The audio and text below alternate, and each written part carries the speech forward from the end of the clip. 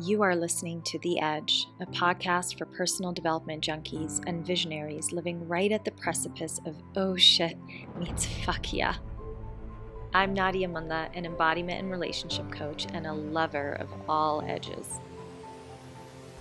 Stick around to listen to raw, unpolished conversations where we explore our personal and collective edges in all their erotic glory.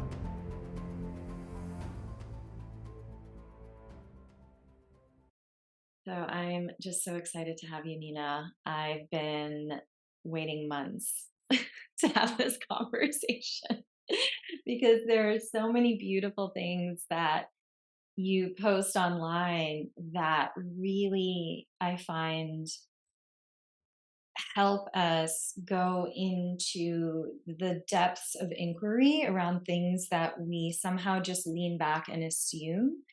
And this is in particular around like labels when we talk about, what it's like to this prescriptive, masculine, feminine that, you and I both work in these worlds. And so like there's so many things that come up that can be confusing.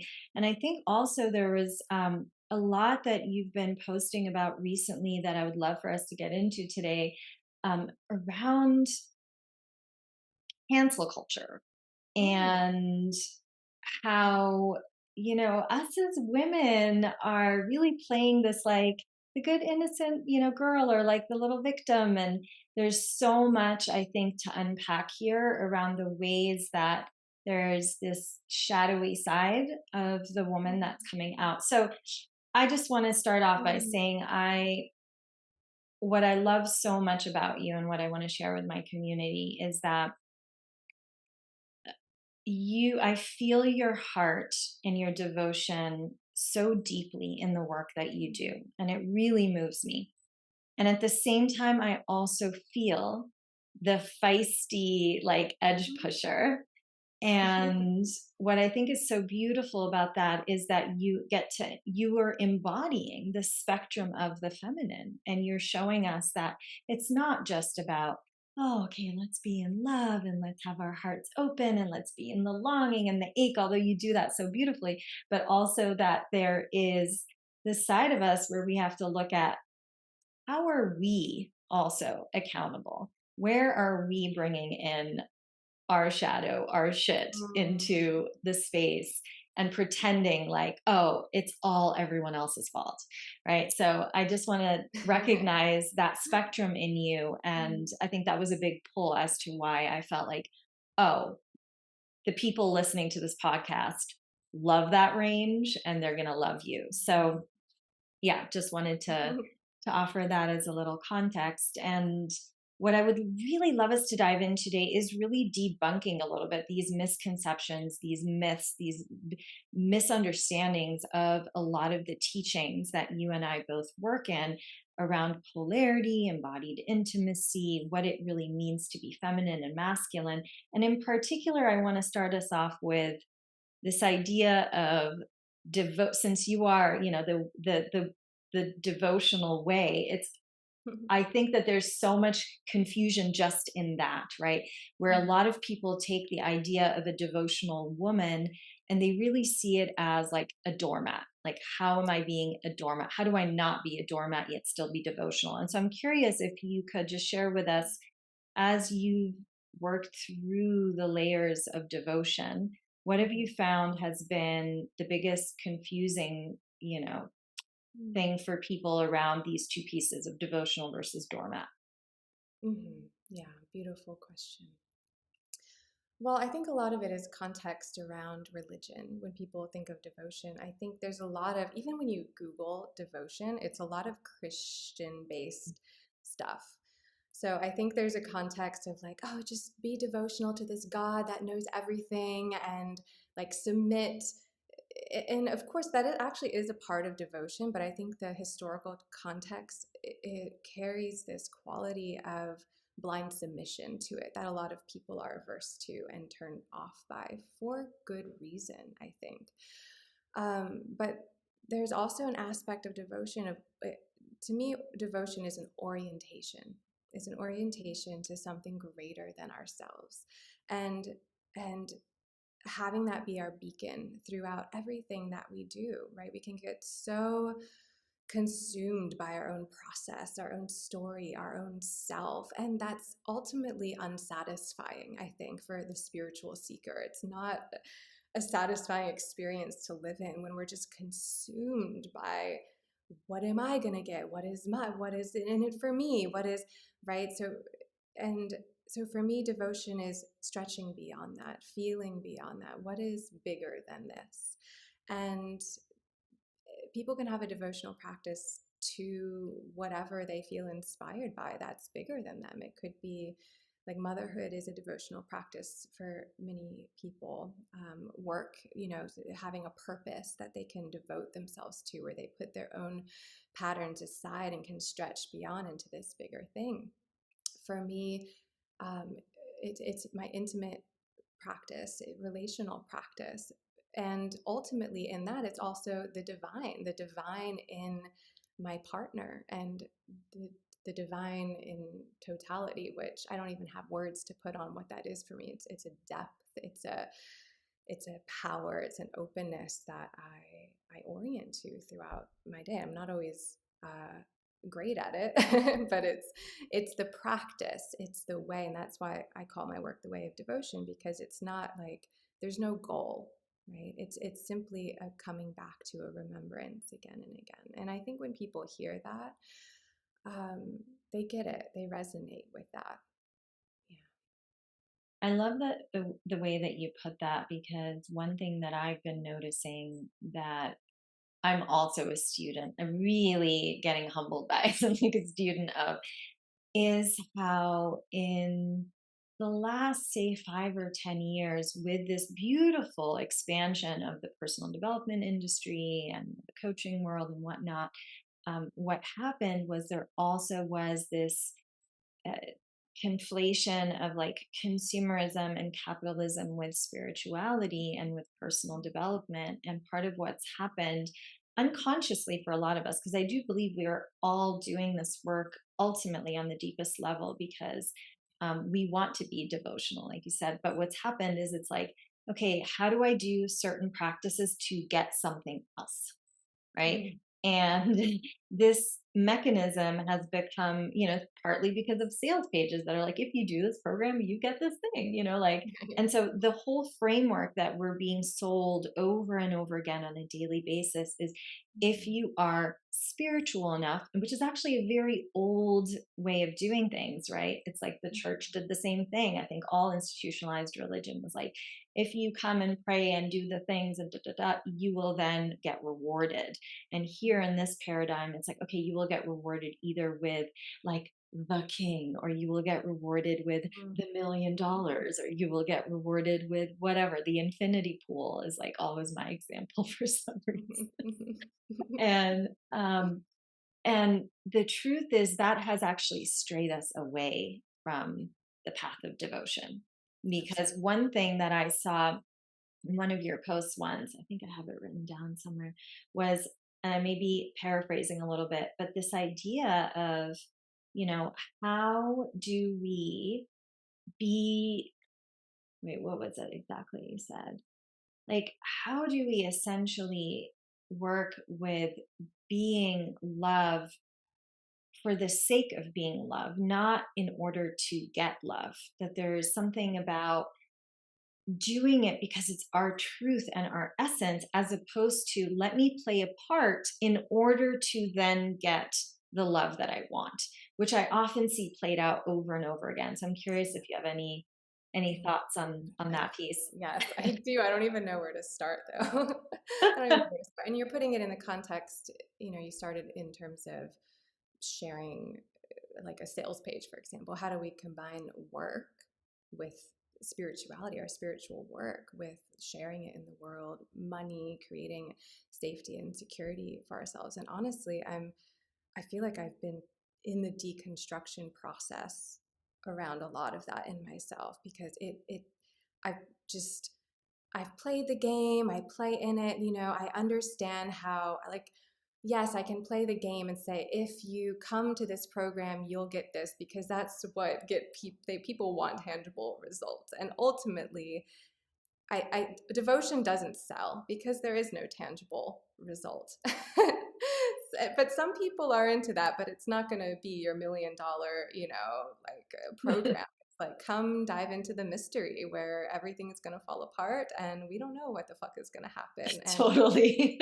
And that's how I feel. And for me, I need to stick with that because that's what's true for me right now. And maybe there'll come a time where I can be a little better at the sales part, but I don't, it's so confusing because there is the part of me that's online that also wants to survive in this world, that also wants to thrive in the domain of just material safety and beauty also. Like I enjoy nice fabrics and nice things, so there's that urge as well. It's like, okay, well, how do I make this accessible? How do I activate that part in people that wants to join now, and then stay rooted in, well, this is my service. Maybe there's this little game we have to play, but when people are in the space with me, I don't play those games, and I try to transmit a lot of that through the way I market. Like,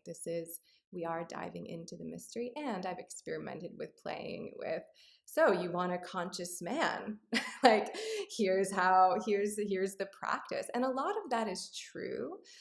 I mean, but ultimately, the practice is surrendering into love. That is ultimately the practice. And I think there's a lot of traps in there that we go through in this work. When I work with women, people come in, they're like, "Oh, okay." They want the result, right? They want that result, and I have so much compassion for that. I feel that, and I'm like, "Listen, pretty much all of this work is about releasing.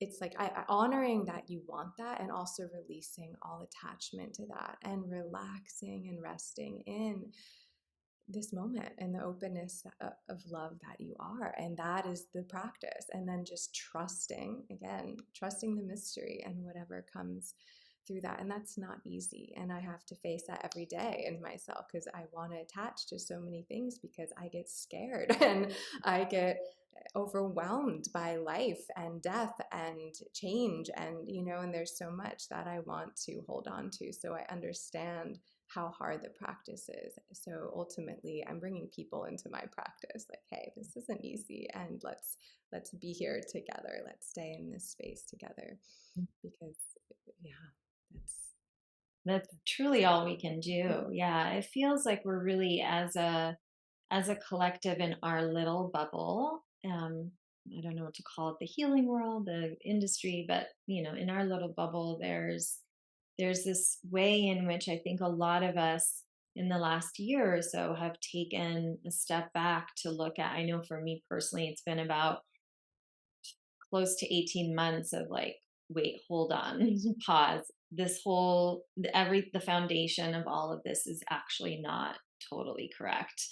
And we need to, and so all of us, I think, are looking back and going, all right, we tried it this way.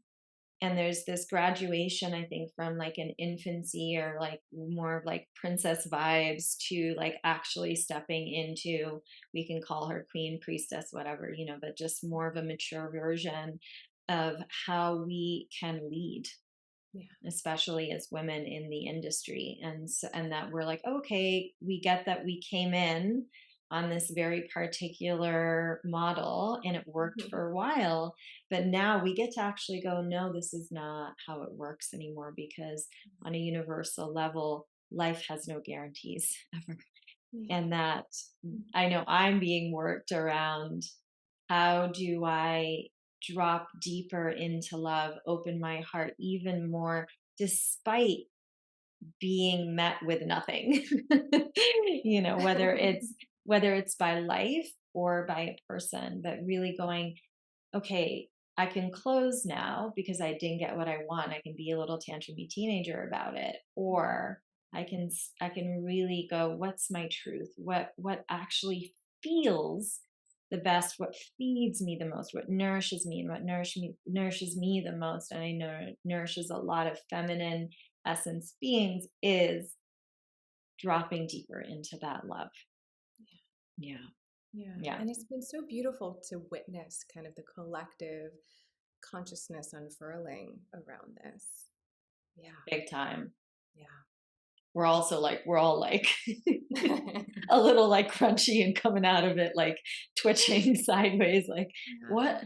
I feel like I've been underground for 18 months and I'm just sort of like, is it time yet? I'm not It's sure. time. It's time to really come together on this. And there's so much shadow, as you were speaking to in the beginning. There's so much shadow.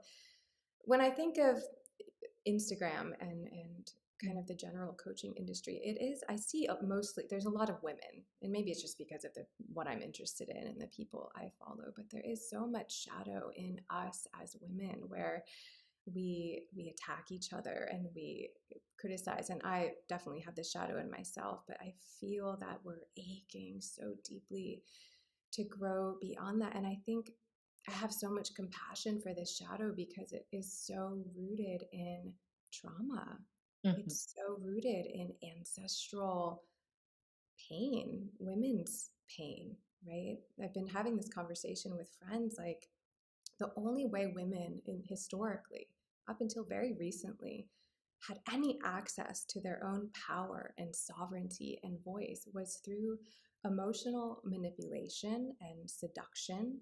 This was our method of survival, and really pitting against each other. Our way of survival was through men. And this is so deeply embedded in us that I've been, yeah, just again, I've been in a general deconstruction mode, but really observing this in myself and in the collective, how we, even the most conscious of us, still play in these domains. And it's sticky territory. Yeah, it's sticky. Mm.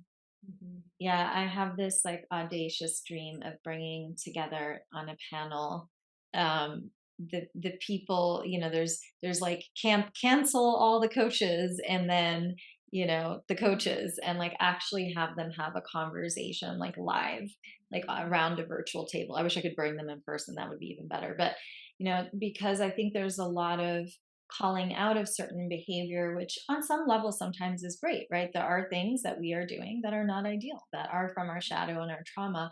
And like you said, all we're doing is actually continuing the old paradigm, and it's not getting anyone anywhere, and it's just creating more hatred and more like like very pokey energy. And in the meantime, the guys are off doing their thing, so it's not like no one's winning in this process. Yeah. But I think also what I would love to have you speak on a little bit is actually the relational piece between men and women, because one thing I've been seeing, and even just a couple of days ago, right? Like Russell Brand, there was a whole thing that came out. I don't know if you have read the news. I just found out like yesterday. Um, but essentially, also, he's been accused of a whole bunch of different sexual predatory behavior from back in the day. Obviously, we don't have all the information yet. By the time this episode comes out, we probably will. But I just, it's just very much present for me in my consciousness right now, because I'm really watching how there is this domino effect where sometimes it's totally relevant, Hmm. and sometimes everything's so much more nuanced than that. And we're pulling from shadow. And a lot of these women that are coming out of, you know, the woodworks like 20 years later, speaking to something. In some cases, I have so much compassion for like, finally, yes, you got your voice, right? Like, cool. And there's also these other scenarios, and I know you spoke to a few of those on your socials as well, where it's like it's not so black and white.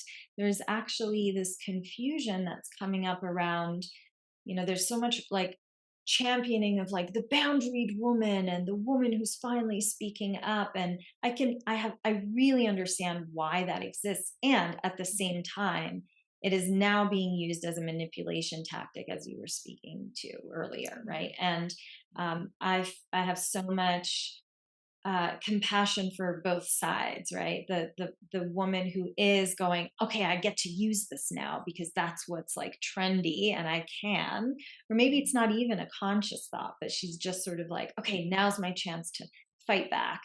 and then the man whose entire career goes down, down the drain because of a woman who is upset. And so I'm curious what your thoughts are on that, and how we can possibly come in with more devotion, with more love to start to heal this piece. Yeah. Well, it's so complex and nuanced, as you know.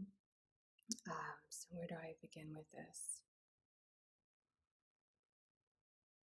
On some level, I think it's all working itself out. Like, I don't know if there's a right or wrong. Like, a lot of what's happening, I just trust is being worked out. Like, even the difference in movement from right when the Me Too started till now, there's more conversation and freedom around, hey, some of this is, there's some shadow at play here, where I feel like that was a little taboo to bring up right in the beginning. And now these deeper conversations are having around how do we approach this nuance with more nuance, because there's shadows on both sides being played out. And I've spoken to this shadow in various ways. The wounds that we carry as men and women. For women, and they exacerbate each other. They play with each other, right? For women, that wound is not speaking up, not using our voice, going inward in ourselves when we're experiencing violence or experiencing, which most women, including myself, have experienced at some point in our lives, an assault, whether that's an energetic assault or physical assault from men, and happening at a very early age for most of us. Just as soon, I remember walking down the street as a 13-year-old girl, like just getting breasts and being catcalled, and and it was really shocking for my system that was already feeling shame around my budding sexuality because I didn't have any rites of passage into really embracing that. And Mm. so it was my tendency, and the tendency of a lot of women, was to really close around that and just shut off from my sexuality, shut off from my embodied wisdom. So when I started to become sexually active, receiving, just being a yes, not really knowing my no. And so when something, my boundaries would be crossed and I would freeze, right? There's times like going through my journey where I could look back on those instances and say, I was abused. He abused me in those moments. And it's true, he wasn't listening to that freeze response. But we were both in a patterned response in that moment. And for women, that response is freezing, not knowing. For men, that habitual response is disconnecting from feeling, from being so taken over by their sexual desire that they don't know a woman's yes or no, and they play with each other. Because if I learn, like at the first moment my boundary was crossed and I just said no, fuck no, no, whatever it was, in the way that it came out, as scary as it was, because who knows how he would have responded with violence, right? Because that's also embedded in our systems as women. I'm afraid to say no because I don't know the response. I need to be safe, right? But if more men received that no, and or even received more like of our expression of discomfort, because a lot of this happens in a gray territory. It's not outright abuse, and a lot happens in there as well, but that's not what I'm speaking to. I'm talking to that gray domain where we're all just locked in unconsciousness, locked in unfeeling, locked in lack of expression, locked in lack of sensitivity, and just inflicting our pain on each other. And I'm popping in here because I'm so freaking excited about a panel series that I'm hosting with some of the most brilliant minds in the industry in November. And you guys, it's free, no cost to you. I'm bringing together some of the most intuitive, beautiful, tapped in thought leaders in the coaching industry. And we are here to have a conversation about a new chapter in the coaching industry. How can we do better? Because let's get real for a moment and speak to the elephant in the room. The coaching industry has been a little bit of a hot mess lately. I know many people have been wanting to dismiss the entire coaching industry as like, it's a cult, it's a big old MLM. And others are holding on to dear life to really old tactics, sales and marketing tactics, and they're just pretending there's no recession, that anyone can manifest millions. And the truth is that it's usually somewhere in the middle.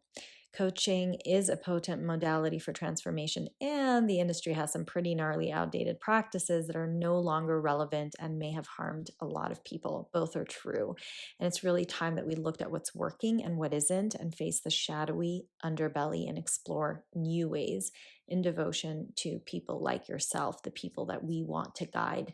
So tune in as we explore, dive into, and really pull out the threads of important conversations about the new trends in the coaching industry, what we need to let go of, what we need to start to adopt, and how we can mature as an industry in order to truly stand in the embodiment of the next paradigm of leadership.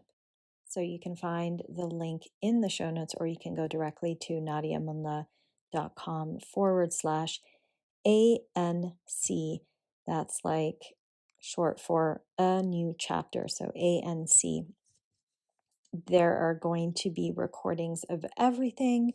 So if you cannot make it on the days of the event, go ahead and register anyways. It's totally free for you. And my intention was just to make these conversations as accessible as possible for everyone, because I truly believe that this is an incredibly important conversation that needs to be had. And I would love for you to be there. And and so I don't know the right or wrong answer, but I know that my part of my work is to serve women in accessing that no for themselves, accessing their feeling bodies so that they can speak up and they can bring in that fierce feminine that actually men are so hungry for. They're uninitiated in that. And I feel my role, and of course, while men have their own work to do, my unique role, and I hope there lots of people are serving men in those ways, which I know they are, is to guide women in that empowerment and to instill in them that empowerment for themselves. Yeah. Yeah. There is so much there, and I appreciate you speaking to the nuanced stance, because also I think about the men and I think about, well, if a lot of men's experience is only a woman who is actually a no, but because of her, protection mechanisms is actually continuing to move through the process of intimacy, that's all they know. And so, of course, they're like, oh, yeah, that's a yes. Because they've actually never experienced like a full body yes, like a full Another earnest. open, yeah. And I mean, there's a lot more spaces now that are allowing there to be more of that dance in a container with someone who maybe isn't necessarily a partner and who is just sort of a stand for the feminine or the masculine. And that really, I find, is incredibly healing, because there's a chance for forgiveness between the genders, as well as self forgiveness for all the times that we did not stand up for ourselves. Yeah. And I know, with all the work that I've been doing in the years that I've been doing this, with all the coaching and the therapy and the polarity work, it's like I still catch, up until yesterday in my therapy session, catch myself taking anger that is still from an 11-year-old, violated girl, and somehow unconsciously plopping it on the most recent person that I dated. You know what I mean? Like, it's just part of what Yeah. happens, even though we consciously know that, hey, this is a pattern, or this is the thing that we're doing. There's just this way that the body has not completed the trauma response, and so there's still layers that we're working through. There's still these pieces of anger, and that's what I'm seeing in the collective with women. Is there's so much deep rooted, even just ancestral stuff that we took on, not even our own. I'm looking here, I've got, my great grandma, my great great grandma, my great great great grandma, all just right here in the corner, and like Mm. pictures. And I just look at them, I'm like, damn, I'm holding some of your shit, like, that's for sure. And so we get to, on the one hand, it's like just compassion, but also like opportunity. Like, how fucking cool that I get to work out some of her shit, in this Mm. lifetime, because we have that, we have the tools now, we have the privilege to do that. So, Mm. yeah, there's so many layers there. So thank you for speaking to that. Another thing I'm really excited to talk about is something you wrote about that really struck me. And it was basically, you wrote, when a man trusts his woman to hold herself, Mm. he becomes free to love her like a king, not a daddy. Mhm. And this to me feels very relevant as a continuation to this conversation of our work, our accountability, Mhm. because I think part of what also tends to happen in these misconceptions, in these misinterpretations of what it means to be a devotional woman or to be in your feminine, my Mhm. favorite phrase, not, um, is this idea that, oh, now I'm just going to be a puddle of emotion and that's the end of that. Mhm. And now he's got Mhm. to clean it up, Mhm. you Yeah, and know? that is fun. How convenient.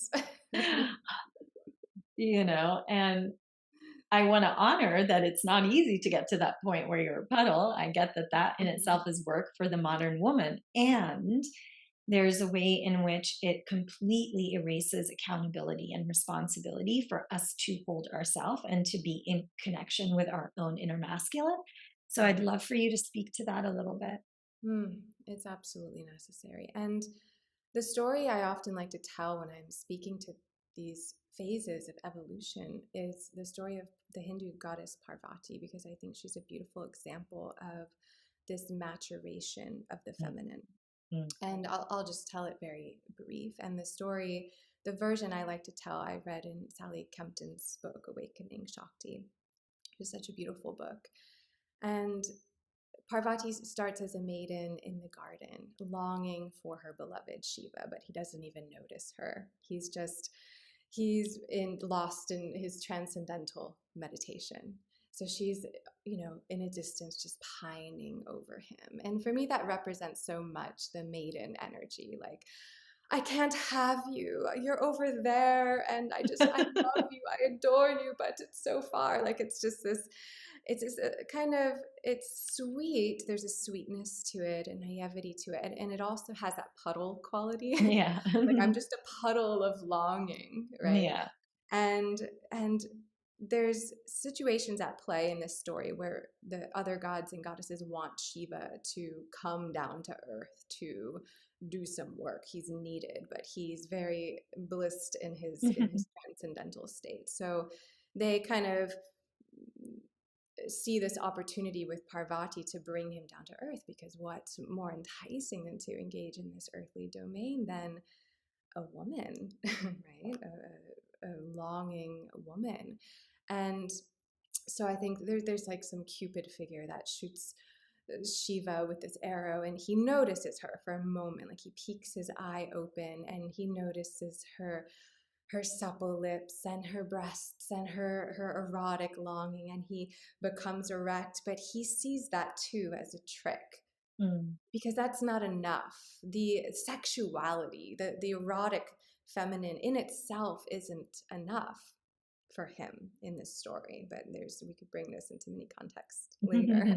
So he goes back into transcendental meditation. In that moment, Parvati realizes that she has to do the inner work. She doesn't need him to complete her. She longs for him in this way that, her as the primordial goddess of love yearns to be witnessed by consciousness, which is Shiva. But she needs to become Shiva too. She needs to find that inner harmony. So she goes and does these ascetic practices in the forest for thousands of years, stands on a river on one leg, just does all these intense practices to build her inner fire, to build her inner spine. And and in that she finds the play, because the way these powers of masculine and feminine work, in the way I relate with them, is that, and probably you too, is that we can only deepen in our feminine energy when there's a container.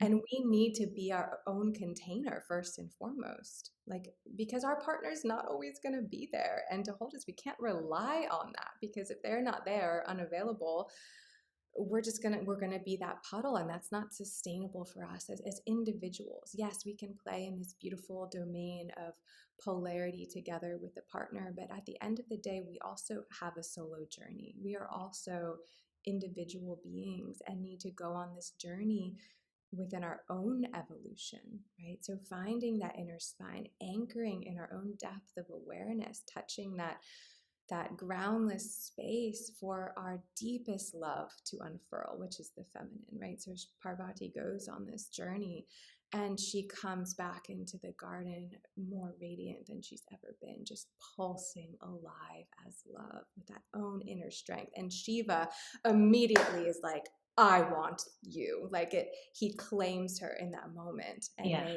they then go into their tantric marriage and their union, which symbolizes so much more. But to me, that story really conveys um, the journey that we must go through as women in accessing our fullest feminine power. And yes, once you have a partner, you can play on surrendering Yeah. that part of yourself. You can let your partner hold that pole of the witness, of awareness, of consciousness as you fully release. And that's an incredible practice to experience to or the oneness through two bodies, right? And Yeah. that's but we also need to be able to do it in ourselves. Yeah.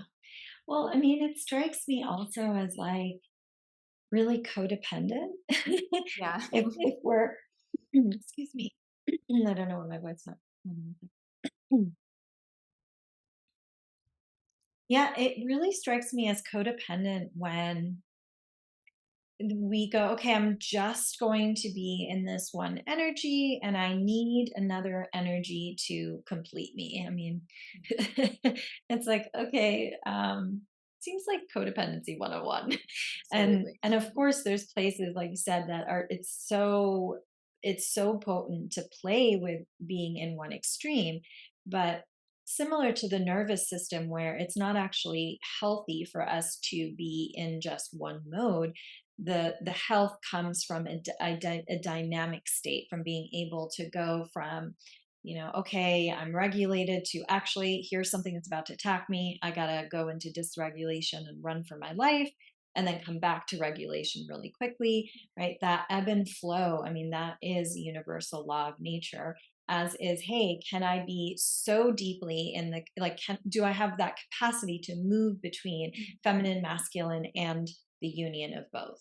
Yes. Like, that's health from a polarity standpoint. Absolutely. Yes. From many standpoints, that's health. Yeah. Yeah. Yeah. Fluidity Mhm. in mind and body. Yeah. I also, as you were speaking, I was thinking a lot about like this idea, the yearning, the longing, the more, like I just want more. I always want more. I want more.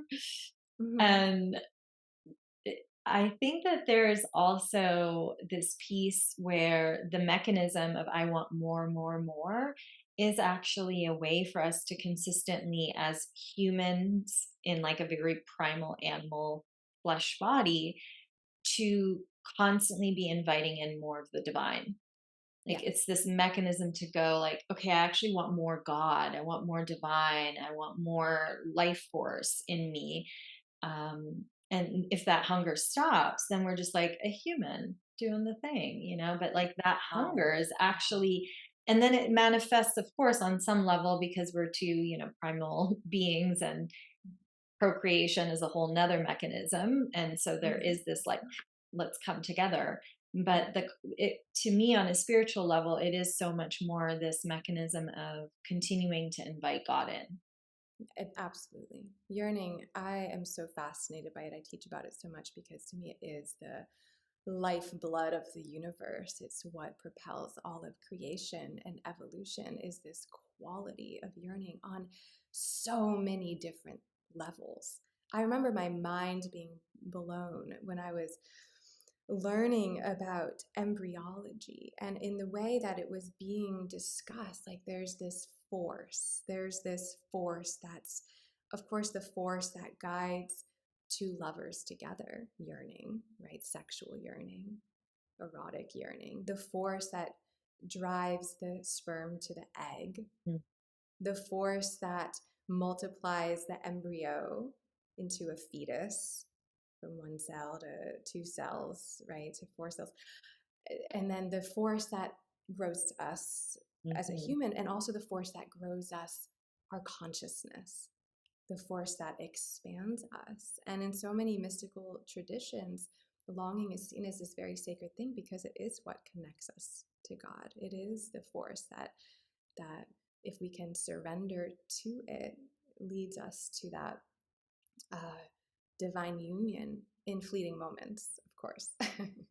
Because then it's like we reach that experience of total bliss and union, and then the yearning comes in again. How can I push this next layer more, more, more? And that's such a beautiful thing. And so much of the practice that I teach is around um, uh, kind of disassembling our own personal story around what we need, what we want, and just surrendering into the quality and the experience of yearning itself as the greatest devotional practice, as the greatest practice of surrender. I don't know where this is going to lead me. And this ties into what we were speaking about before. I don't know where this is going.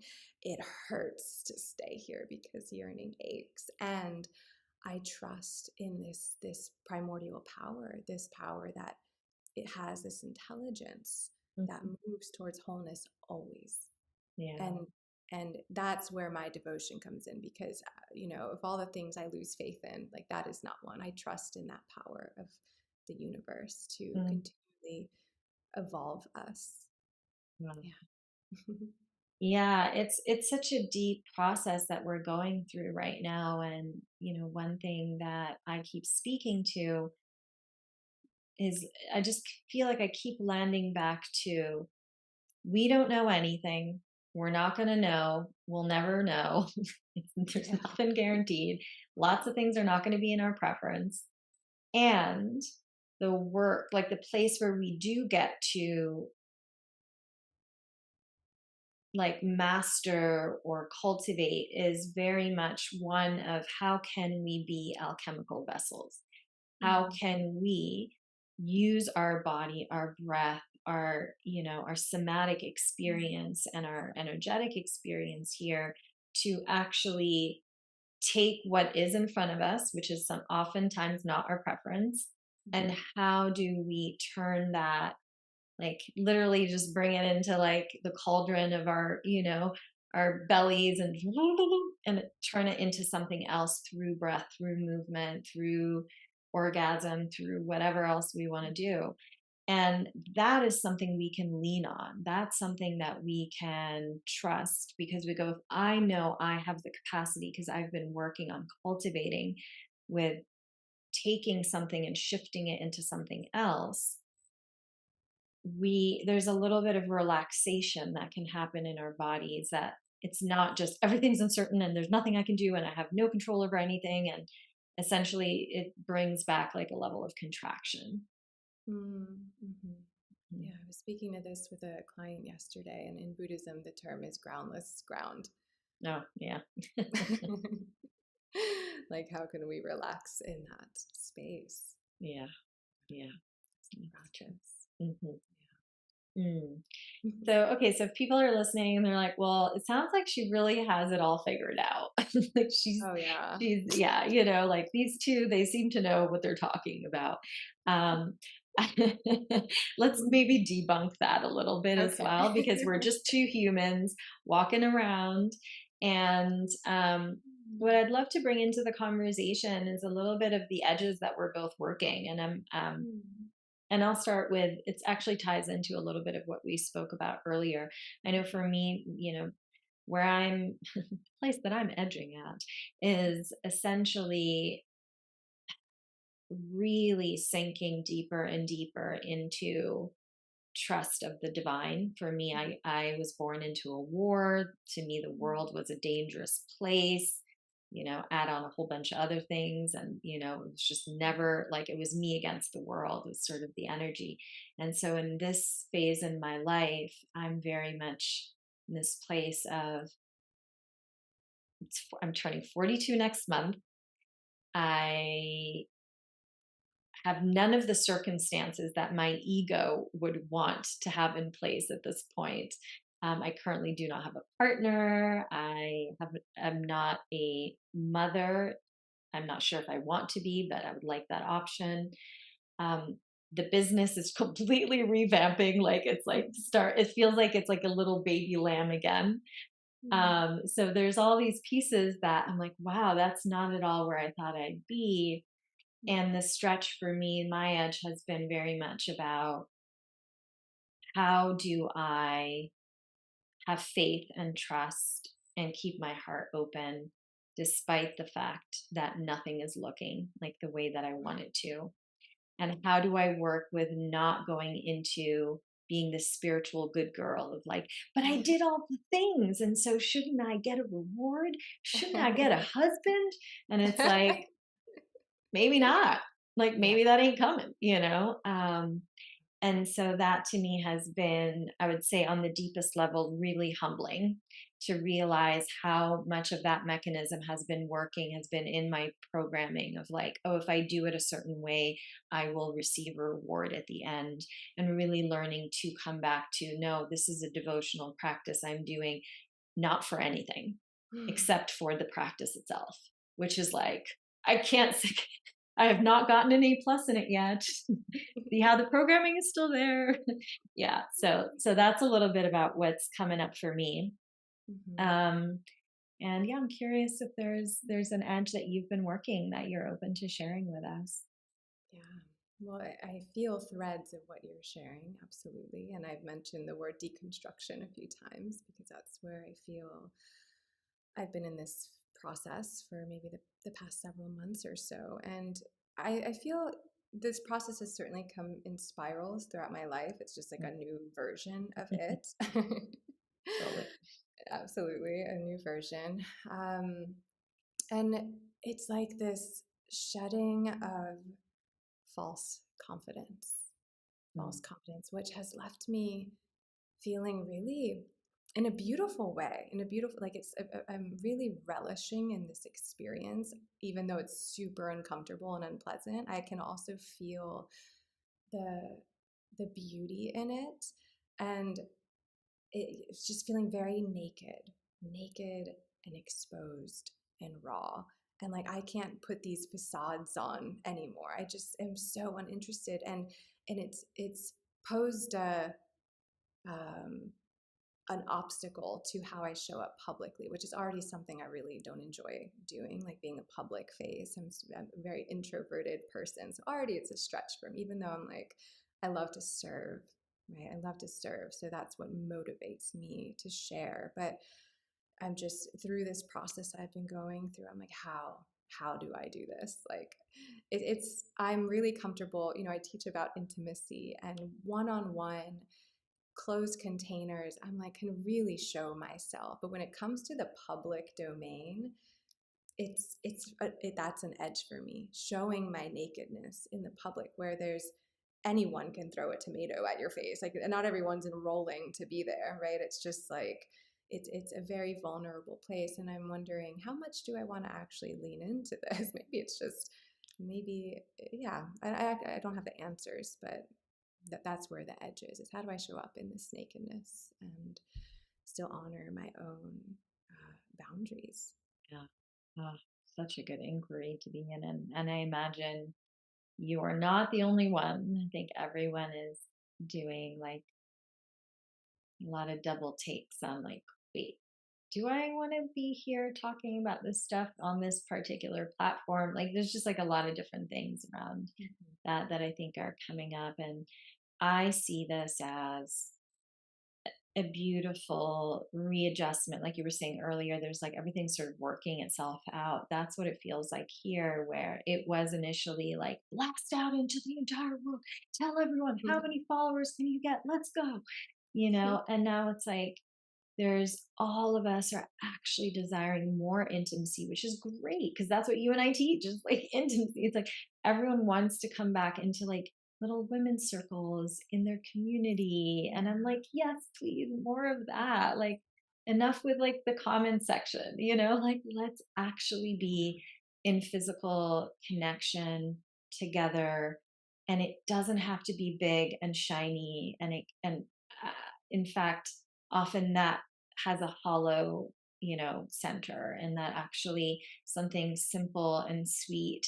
I was just back home with my family. I grew up in Lebanon in the Middle East, and I was just back last month and just sitting in the living room with like my two aunts and my dad and my two little half sisters, and everyone's just sort of just around, just doing Mm. their own thing, like, but we're in the same room, which is such a thing in our culture. And it's like, there was just something so sweet about it, where it's like, I think there's just so much satisfaction that we can get from things like that versus, oh, I have to be on stage in front of 20,000 people in order to feel like satisfied. It's like, I just want to have my dad and my aunt around, like Yeah. reading a book. Absolutely. I'm so glad we're reclaiming that. Exactly. I feel Yeah. so many of us were indoctrinated just through social media. We're such a collective, we're so connected. Our consciousnesses, it's like when a movement happens, it's hard to not confront like the parts of us that maybe do want these things, that maybe do want recognition and play in it, and then ultimately feel unsatisfied. And you're like, wait. So again, trusting the process, like it's important to experiment so that we can return to the simplicity of just living. For me, maybe I'll just speak to myself, living a humble life, Mm, a mhm. humble and simple life, and also honoring my need to live my purpose. Yeah, yeah. Yeah, yeah, beautiful combo, which takes us back to the inner union of both energies, right? So, okay, so to close us off, I would love to hear about like what is right now really like pulling you out of bed, like when you're like waking up, I just want to go and talk about this or teach about that. And what is really lighting you up? And that may include also things that you're offering in the world. Mhm. Yeah, thank you for asking. So I run a group program called Ecstatic Love. It's an 8-week group program for women, and I'm about to launch the fifth round of it.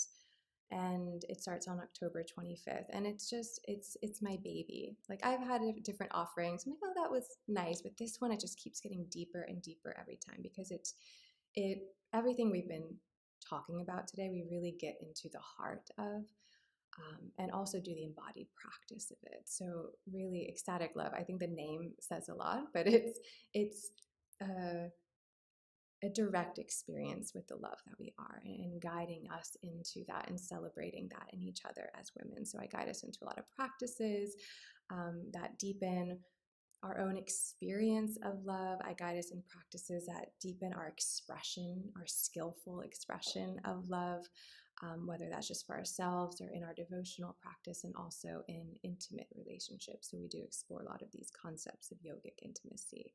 So I'm in the phase right now where we're getting it all together, and definitely up in the morning, getting in that zone of ready to share this with the world again. So yeah, just putting that out there for anyone who is interested. If I could just eternally be a student of embodiment, I mean, I am, and I would love to do even more. If I had countless hours in the day, I would spend it doing just that. So I know how important and valuable and um, how nourishing it is for us. Because ultimately, as we as we figured out today, it's really not so much about the result, but it's like, how does it feel in the moment? Because that's actually all we have. And I find embodiment practices are the easiest way in for me, at least. So yeah, beautiful. Thank you so much for sharing and telling a beautiful story. I really enjoyed the story time part.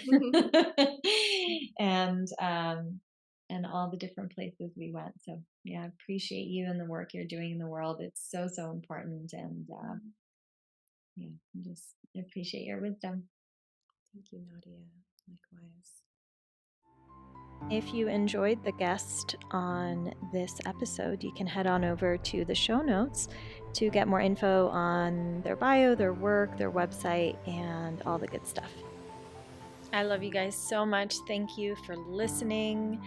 We would love for you to rate and review the show, and I'd love to know your takeaways from the episode. You can do that by DMing me on Instagram at Nadia Munla.